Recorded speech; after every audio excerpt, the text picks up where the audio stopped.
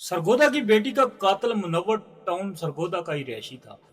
DHQ से postmortem मुकम्मल होने के बाद जब लाश इलाके में पहुंची तो इलाका मकीनों ने जनाजा पढ़ने से इनकार कर दिया। मुनव्वर टाउन के कब्रिस्तान में दफन करने की इजाजत भी ना मिली। लाश को हैदराबाद टाउन ले जाया गया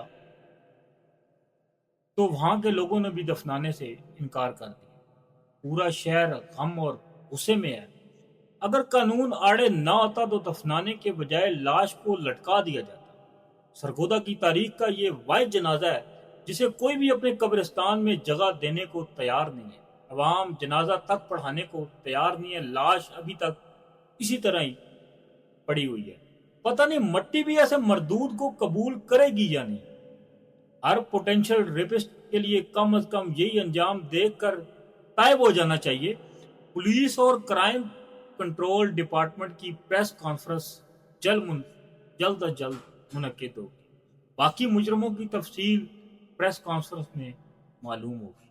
मरदूद की लाश पहले कमेंट्स में आप देख सकते हैं। वीडियो को ज्यादा से ज्यादा शेयर करें ताकि जो इस तरह की ताक लगाए बैठे हैं उनको इससे इबरत हासिल हो।